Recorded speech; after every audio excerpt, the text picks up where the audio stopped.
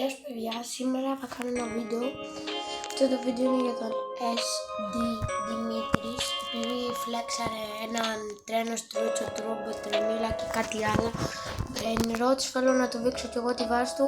Επειδή στα δικά του μπροστά, στα δικά μου δεν είναι τίποτα τα brain rots.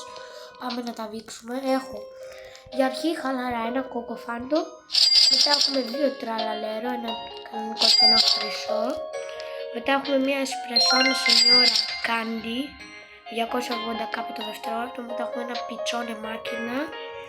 Μετά έχουμε ένα γκατατίνο νεονίνο. Και πάνω έχω ένα λαβάκα σε τούρο σατουρνίτα, 250 κάπα το δευτερόλεπτο. Ένα τίγκρε φρουτόνι, λάβα, μπρένο του γκοτ. Και μετά έχουμε και έναν τρένο στρούτσο τρούμπο τρεμίλα. Αυτά έχω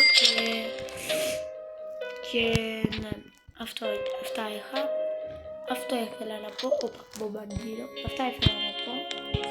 Και ναι, αυτό για να μην φλεξάρουνε κάποιοι. Μπομπαντήρο κροκοδίλο. Και ναι, γεια σας. Το κλείνω.